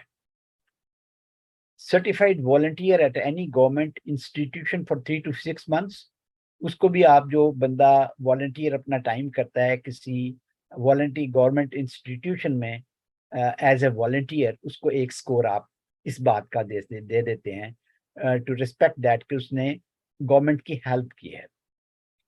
Certified volunteer at any insured and registered NGO for 3 to 6 months, अगर किसी ने समाजी काम किया है किसी एनजीओ में 3 से 6 महीने के अंदर, और वो भी रजिस्टर्ड हो और इंश्योर्ड हो। आम ऐसी जो गली मोहल्ले में ऐसी बनी है उसकी बात हम नहीं कर रहे, बल्कि ऐसी एनजीओ जो रजिस्टर्ड भी हो और इंश्योर्ड भी हो। 1 स्कोर, अगर वहां वॉलंटियर काम कर रहा है तो 1 स्कोर उसको मिलेगा। Communication skills written, oral and interpersonal, जिसके पास ऐसी स्किल्स हैं, जो मेरे ख्याल में तकरीबन अक्सर लोगों के पास इन तीनों स्किल्स में होती हैं कि रिटन, ओरल और इंटरपर्सनल। इंटरपर्सनल काफ़ी इसमें इम्पोर्टेंट है क्योंकि इसमें लोगों की डीलिंग शामिल है, तो 1 स्कोर इसका मिलेगा। Team work performed as gauged by 1 to 7, तो ये जो है इसको भी, अगर टीम वर्क बंदा कर रहा है तो उसको भी एक स्कोर इसका मिलेगा। Productivity with quality yard stick is the number of complaints annually. अगर बंदा ज्यादा काम प्रोड्यूस यानी ज्यादा फाइलें डिस्पोज ऑफ कर रहा है, ज्यादा ऑफिस का काम कर रहा है और क्वालिटी के साथ कर रहा है, और क्वालिटी का जो यार्ड स्टिक वो ये है कि उसके खिलाफ कंप्लेंट्स जो है वो कम से कम कंप्लेंट्स आ रही हैं। तो अगर कंप्लेंट ज्यादा आ रही हैं तो -2 से लेके +2 तक उसका स्कोर जो है ये जाएगा। कोई कंप्लेंट नहीं आई है +2 स्कोर दे दें। कंप्लेंट्स आई हैं, ज्यादा कंप्लेंट्स आई हैं, -2 कर सकते हैं, -1 कर सकते हैं। रिस्पांस टाइम और डिलीवरी टाइम, अगर कोई बंदा क्विक रिस्पांस टाइम है और उसका डिलीवरी टाइम शॉर्ट है तो जो शॉर्टेस्ट जिसका टाइम होगा +3 स्कोर आप उसको दे दीजिए। Ability to work under pressure, इसका +1 स्कोर है। अगर बंदा किसी दबाव में और प्रेशर में भी अपनी कारकर्दगी दिखा रहा है तो 1 स्कोर उसका बनता है। Handling tough situations, either reaction to response. Reaction, आमतौर पर हम लोग रिएक्शन शो करते हैं, फौरी तौर पर जवाब दे देते हैं। रिस्पांस जो है ये एक अमली तौर पर एक सोचने समझने के बाद आप जो है वो रिएक्ट नहीं करते बल्कि रिस्पांस देते हैं। टफ सिचुएशन हो तो अगर बंदा को रिएक्ट करता है तो वो -2 है, और अगर वो रिस्पांस दे रहा है उसको आप जो है वो देंगे +1 स्कोर उसको दे देंगे, ऐड करेंगे। आगे है relevant skill sets in technology relevant to jobs. अगर किसी के पास वो सारी स्किल्स हैं टेक्नोलॉजी की, फिर उसको मशीनें हैं, कंप्यूटर्स हैं, वो उसको ऑपरेट कर रहा है सही तरीके से, उसको उस पर कमांड हासिल किया है, तो उसको +1 स्कोर आप दे दें। Hero to save human lives beyond duty. अगर कोई बंदा अपनी ड्यूटी के बियॉन्ड भी जाके किसी इंसान की जान बचा रहा है, किसी भी तरीके से वो अपना ही हमारा हीरो है, तो और वो लाइन ऑफ ड्यूटी में नहीं है, फिर भी वो किसी की जान बचा रहा है, तो उसको 3 स्कोर ऐड करेंगे आप। Criminal history with in 3 crimes और मोर, अगर किसी ने के 3 उसने ऐसे जुर्म किए हैं जो ऑलरेडी ऑन रिकॉर्ड हैं, तो उसको आप -20 स्कोर देंगे, क्योंकि हम नहीं चाहते कि क्रिमिनल्स जो हैं ये हमारा ये काम करें, और वो भी 3 से ज्यादा हों तो।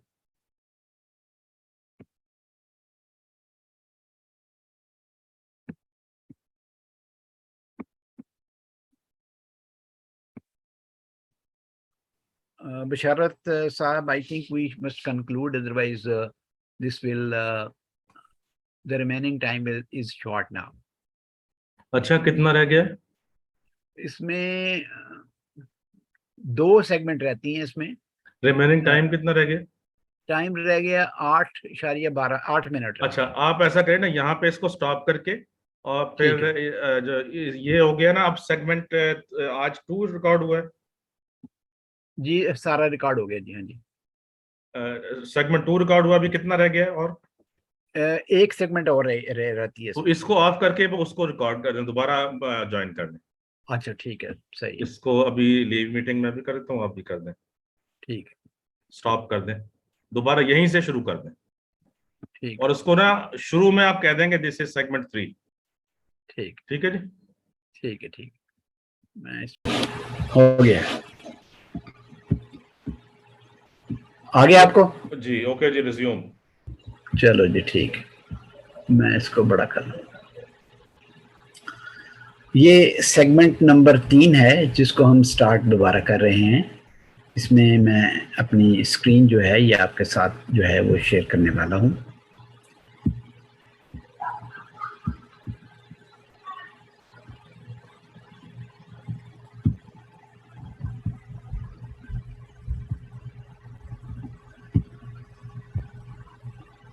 जैसा कि हमने इसमें नंबर 2 में देखा था कि हम इसको किस तरीके से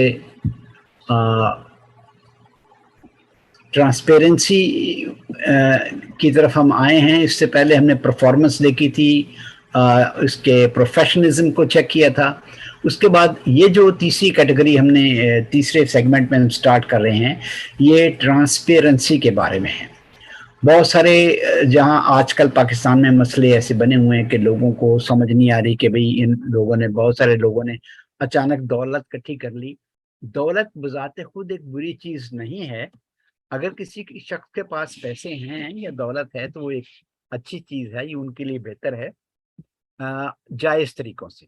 लेकिन उसको हमने कैसे असेस करना है कि कोई काम शुरू करने से पहले किसी आदमी के पास उसके एसेट्स कितने थे, और उसके बाद कितने उसने बढ़ाए हैं, कितने कितने ज्यादा हुए हैं, उसके फैमिली में कितने एसेट्स हैं। और उसमें हमें ये देखना है कि,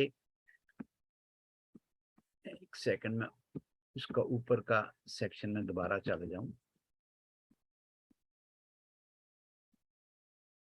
हाँ जी, ये जो आप देख रहे हैं एग्जिबिट ए, इस पेज पे हमने एक कैटेगरी लिखी है एसेट्स की।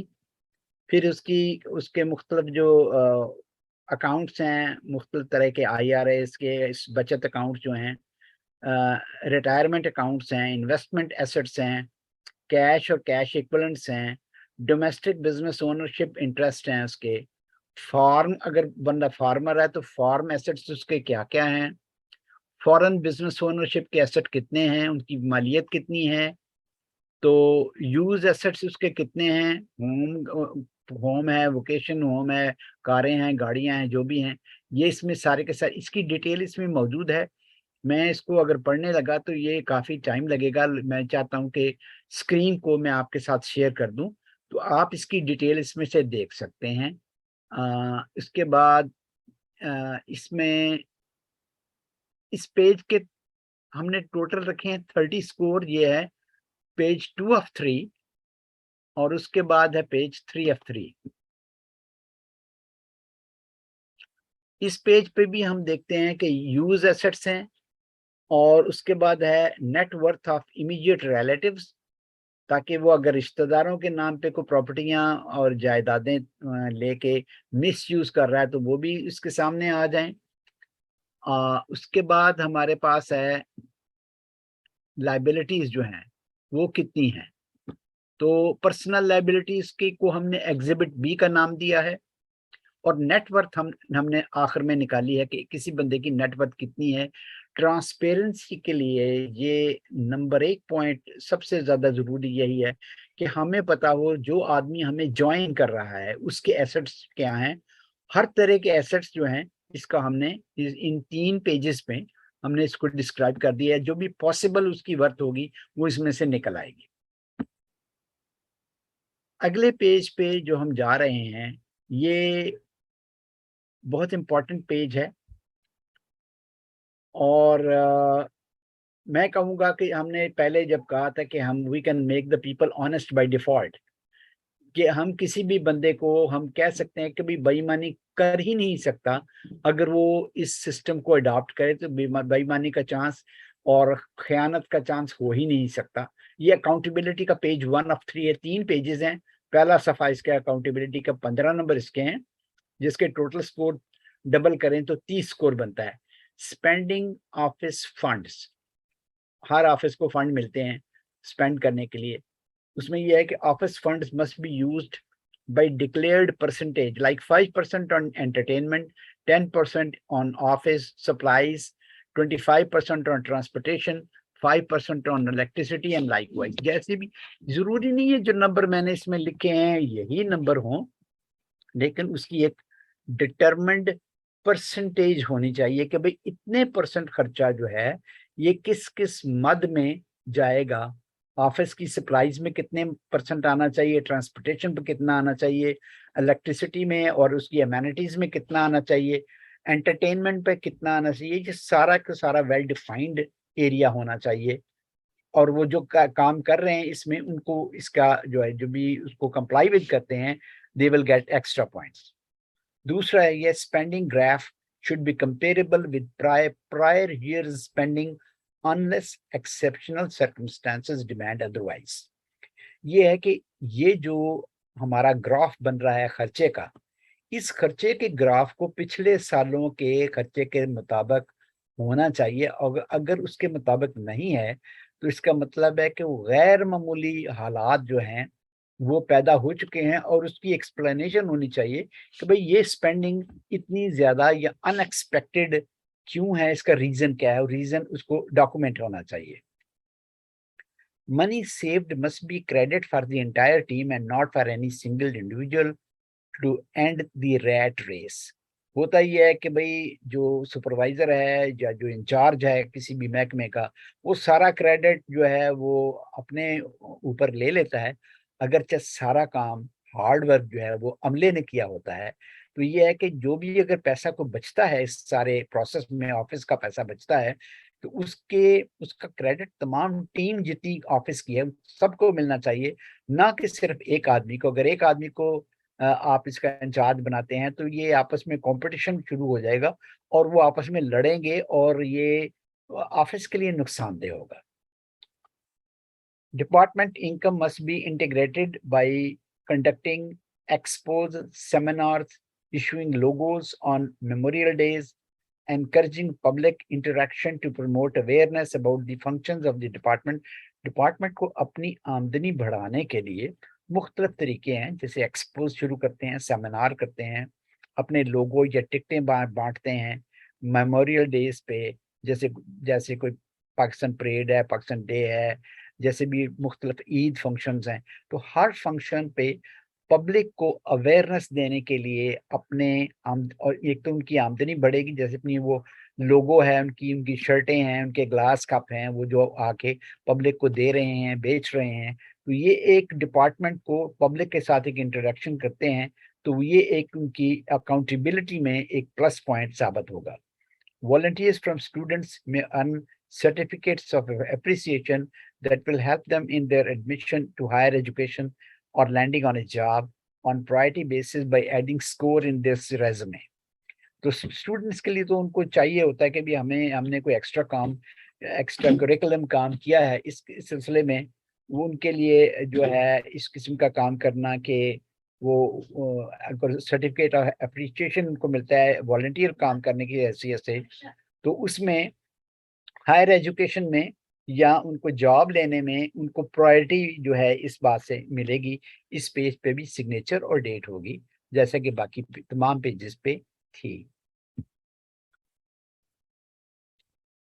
Making people honest by default by public indemnification, ये सब जितने भी हमने चीजें अभी तक देखी हैं ये उसका निचोड़ है एक तरह का, और बहुत ही इम्पोर्टेंट पेज है। इसमें जो है हर जो पब्लिक सर्वेंट है उसको हम कह रहे हैं कि पब्लिक सर्वेंट जो पब्लिक को सर्विस दे रहा है, वो पब्लिक के अगर नुकसान कर देता है तो उसका नुकसान का जिम्मेदार, उसकी भरपाई का जिम्मेदार है। Like other Western countries, every public office or business must require a bond backed by insurance to offset any loss to the public caused by the business or public office holder, with their tangible assets as a prerequisite for their selection or promotion. ये जो हम बात कर रहे हैं इसमें कि public office या बिजनेस में ये एक बॉन्ड जरूरी है जिसके पीछे इंश्योरेंस भी हो, यानी एक बॉन्ड भरे और इंश्योरेंस भी हो, ताकि पब्लिक का जो अगर नुकसान होता है तो उसकी भरपाई जो है उस बॉन्ड से हो जाए, और अगर बॉन्ड उसके लिए पूरा काफी नहीं है तो उसकी इंश्योरेंस उसको पे करे।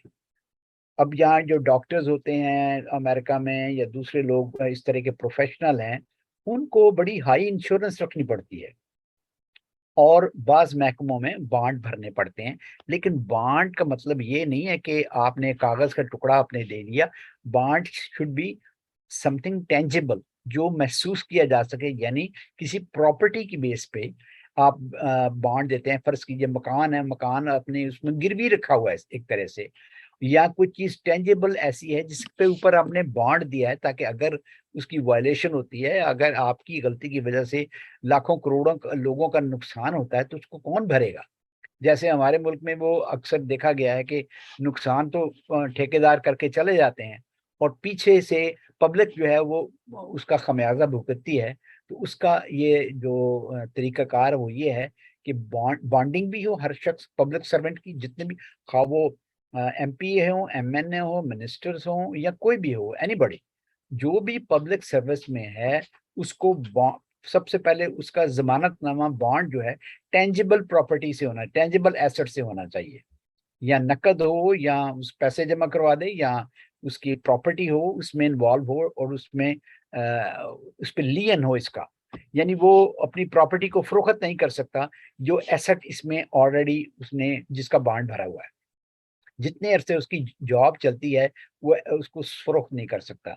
ये इसका प्री रिक्विजिट होना चाहिए और उसके ऊपर ऑन टॉप ऑफ इट उसकी इंश्योरेंस होनी चाहिए।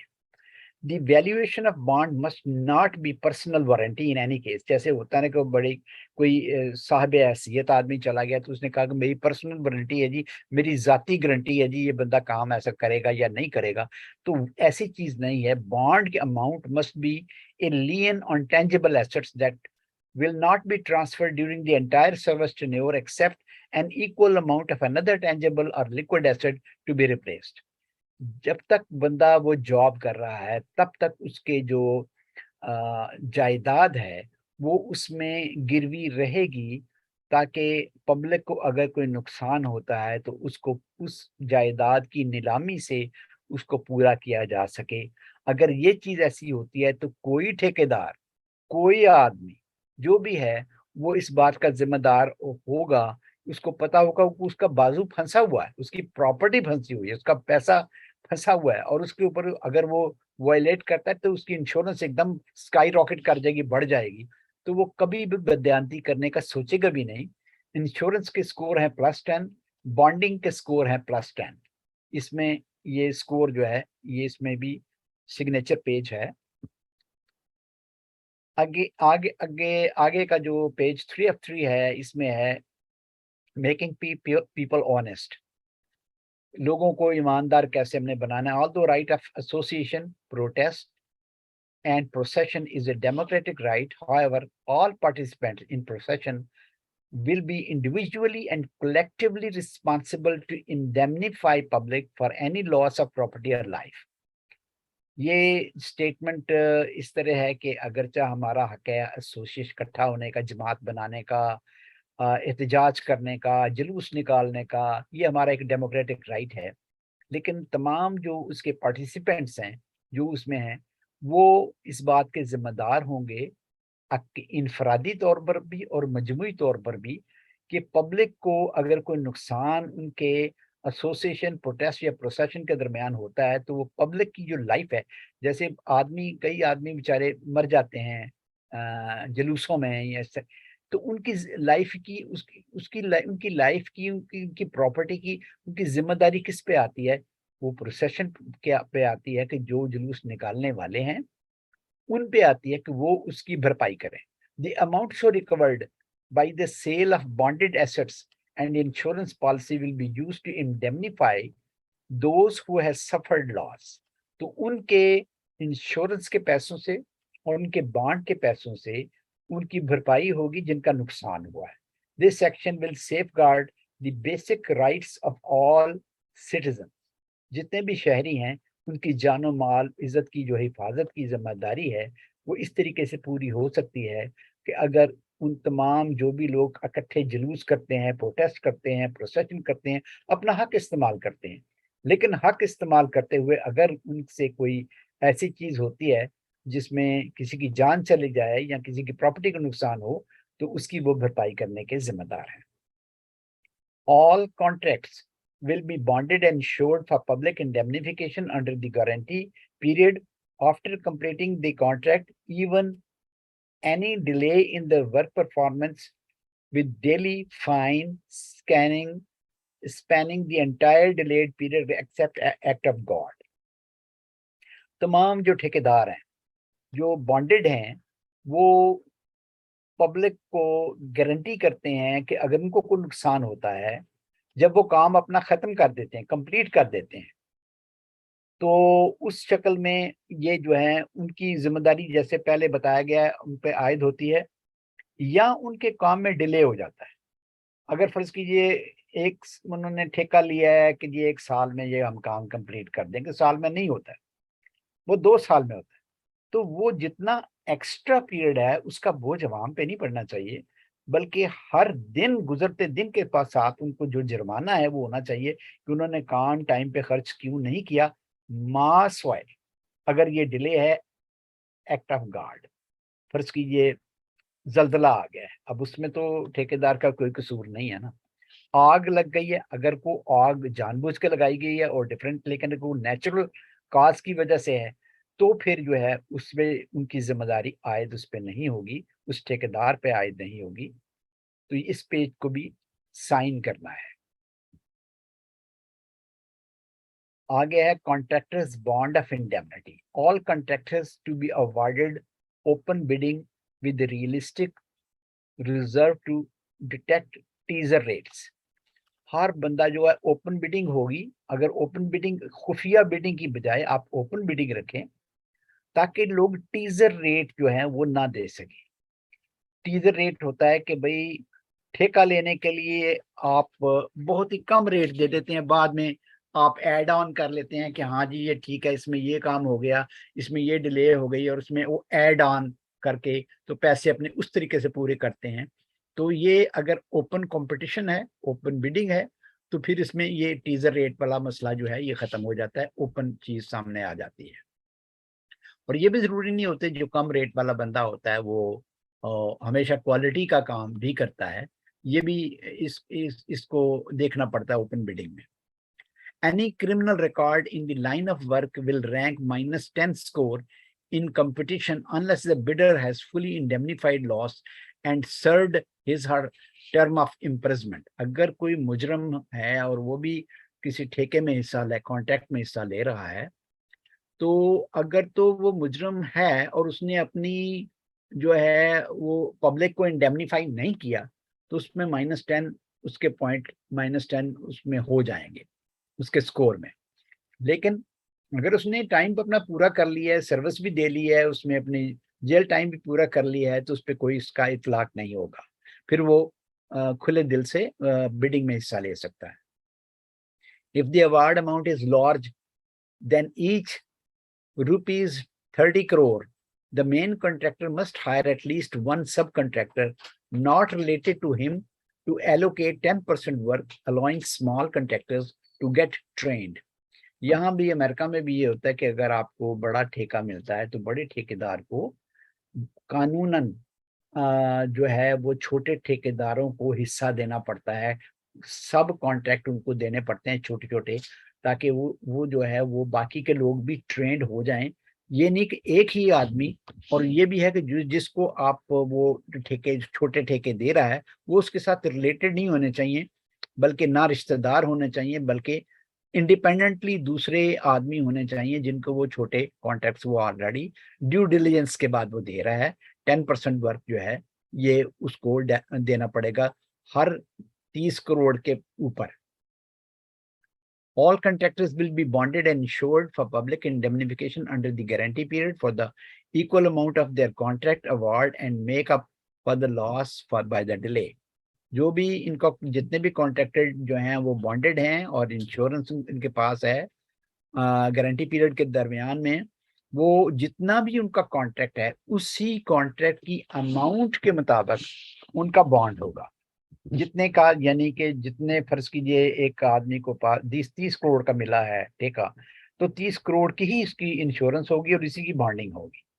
इस पेज पे भी सिग्नेचर होंगे। अगर इन तजावीज पे अमल किया जाता है तो we can make the people honest. और जितनी भी हमारी प्रॉब्लम्स जो हम आजकल जिसके हम कंप्लेंट करते हैं, हमें कंप्लेंट करने की जरूरत नहीं है क्योंकि हमारे पास ब्रेन है। तो हम अपने ब्रेन को इस्तेमाल करते हुए दूसरे मुल्कों की को देखे कि वो लोग ऑनेस्ट कैसे हैं और क्यों हैं, तो हम इसको अपने मुल्क में इस तरीके से नाफिज कर सकते हैं। अब there is another question, वो है ये कि हमारे पास we have a situation, we have 3,000 top-notch brilliant Pakistani scientists with PhDs in specialized sensitive areas, mostly foreign trained, that our country needs desperately, but they are out of job due to the absence of meritocracy. meritocracy की अदम मौजूदगी की वजह से 3,000 हमारे top के जो brilliant Pakistani साइंसदान जो already PhD हैं, बाहर के मुल्कों से पढ़े हुए, एक नाजुक तरीन जो एरियाज हैं उसमें, वो अभी बेकार हैं, उनके पास जॉब नहीं है। This is our national dilemma that has pushed us back to the wall. We need meritocracy now more than ever if we must jump start our progress. तो अगर हमें अपनी प्रोग्रेस को तेज करना है, रफ्तार को तेज करना है, जंप स्टार्ट करना है, तो हमें मेरिटोक्रेसी की जरूरत अब है।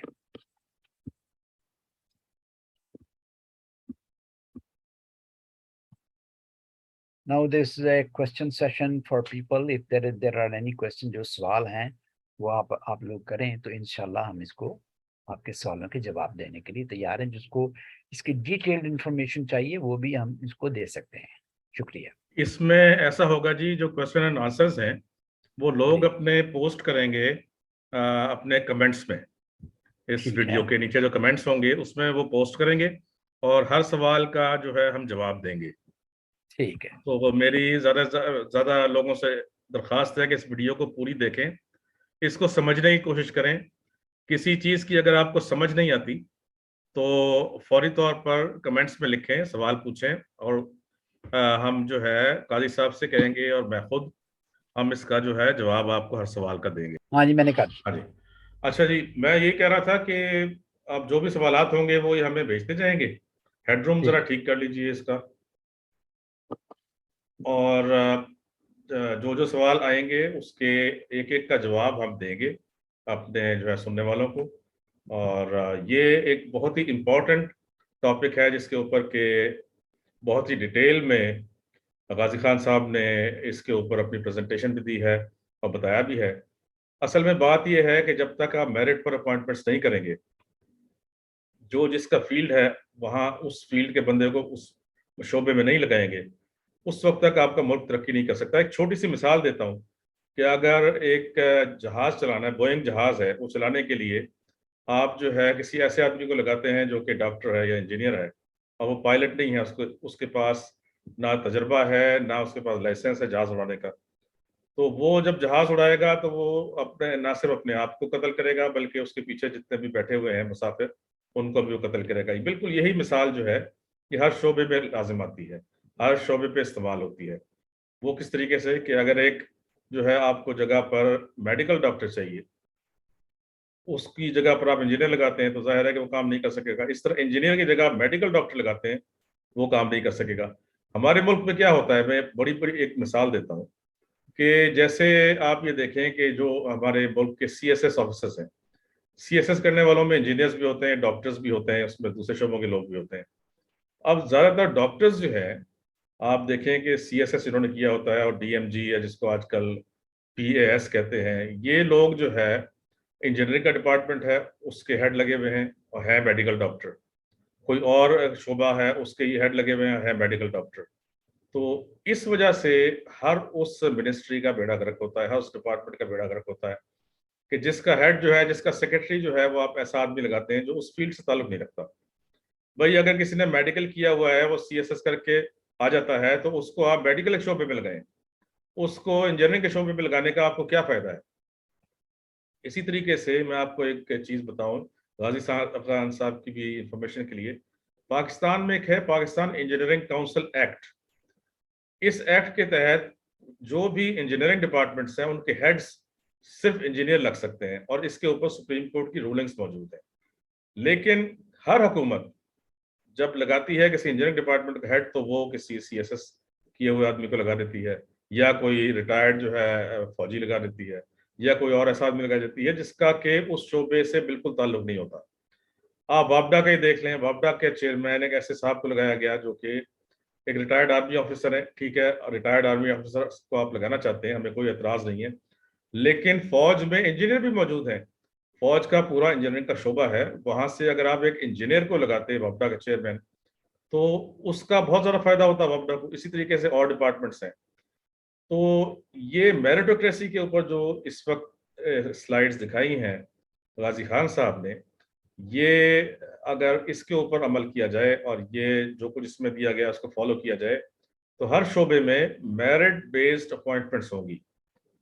अगर इस पर हुकूमत अमल करती है तो हमारा मुल्क एक दिन तरक्की करके बाकी मुल्कों से बहुत आगे निकल जाएगा। मैं एक और मिसाल दिया करता हूँ ली क्वान यू की, जो कि स्ट्रॉन्ग मैन था सिंगापुर का, जिसने एक मछेरों की बस्ती को कहां से कहां ले गया वो, और आज उसका GDP जो है उसके मुल्क का, सिंगापुर का, वो अमेरिका से ज्यादा है।